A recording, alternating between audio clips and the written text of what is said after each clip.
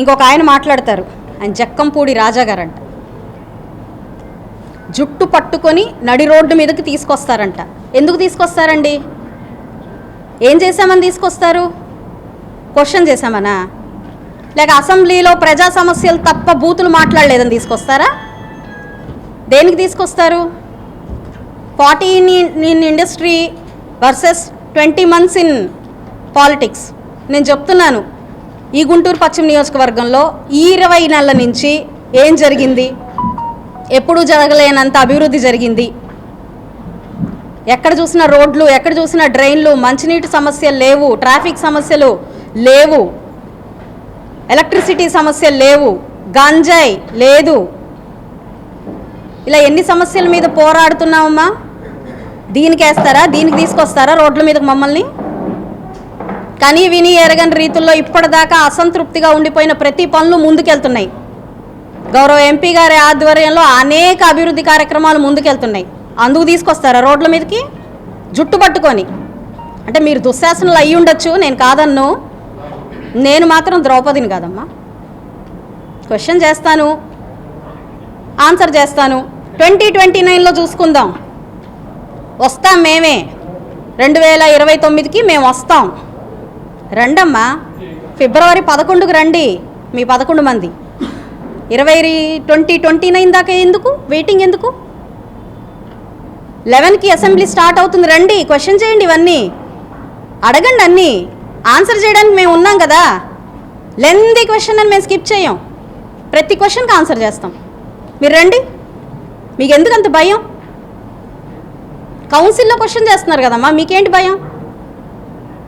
తాట తీస్తాడు జగన్ అన్నగారు. అసెంబ్లీలో తీయమనండి, ప్రజా సమస్యల మీద తీయమనండి. ఏదో మిమ్మల్ని అరాకొరా నమ్మి ప్రజలు నిజంగా ఇంకా నమ్మి ఆ 11 ఏవో ఇచ్చారు చూసారా, వాళ్ళ కోసమైనా రండి. ఎంతసేపటికి ఎక్కడ సవాలు ఉన్నాయి, ఎక్కడ ఘర్షణలు జరిగినాయి, అక్కడ పరామర్శిద్దాము, అక్కడికి వెళ్ళి మనం క్యాష్ చేసుకుందాము కాదు. ప్రజలు ఉన్నారు కదా, రండి, వాళ్ళ కోసం రండి, మాట్లాడండి. వచ్చినప్పటి నుంచి చూస్తున్నాను ఏదో ఒక కాంట్రవర్సీ. ఏ కాంట్రవర్సీ గురించి అయినా మాట్లాడామా మేము? ఎందుకంటే టైం ఈజ్ వెరీ వాల్యుబుల్. ఈ 5 సంవత్సరాల్లో చేయాల్సింది చెయ్యకపోతే చాలా చాలా ఇబ్బంది పడతారు ప్రజలు. అందుకని ఫోకస్ చేస్తున్నాం. మా లోకేష్ అన్న చెప్పారు, this is not time to fight, this is not time to retaliate. ఇది రివెంజ్ తీసుకునే టైం కాదు. అభివృద్ధి చెందాలి, అభివృద్ధి పరచాలి రాష్ట్రాన్ని. మనం ప్రజలకు ఏ హామీ ఇచ్చామో ఆ హామీలు నెరవేర్చుకుంటూ ముందుకెళ్ళాలి. మన మీద చాలా చాలా భయంకరమైన బరువు ఉంది, ఎంతో బాధ్యత ఉంది. దీనికోసం మనం ముందుకెళ్ళాలి. ఇప్పుడు కాదు, టైం వస్తుంది అని చెప్తున్నారు ఆయన. కాకపోతే కొన్ని మాటలు తీసుకోలేం, ఎక్కడ చెల్లించలేదు, ఎవరినన్నా ఏం మాట్లాడలేదు. అభివృద్ధి చేస్తూ ఉంటే స్కాములని అంటున్నా, ఆడవాళ్ళని మీ ఇష్టం వచ్చినట్టు మాట్లాడుతున్నా, ఎలా పడితే అలా బిహేవ్ చేస్తున్నా, ఎక్కడ కూడా మాట్లాడలేదు.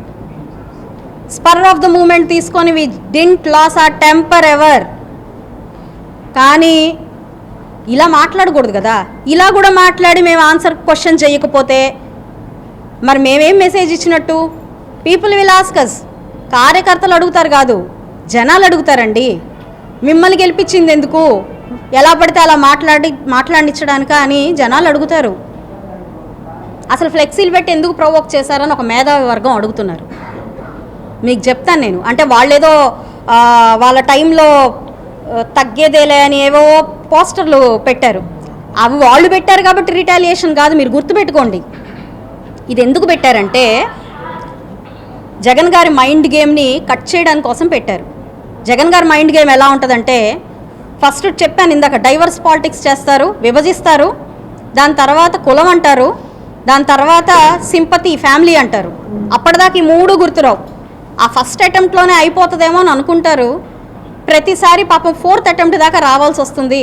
ప్రజలు ఆల్రెడీ అర్థం చేసుకున్నారు కాబట్టి రియాక్ట్ అవ్వట్లేదు, ఏం చేయాలో తెలియట్లేదు కాబట్టి ప్రతిరోజు ఒక కొత్త ఎజెండాతో ముందుకెళ్తారు. దీనికోసం పెట్టాల్సి వచ్చిందమ్మా ఫ్లెక్సీలు.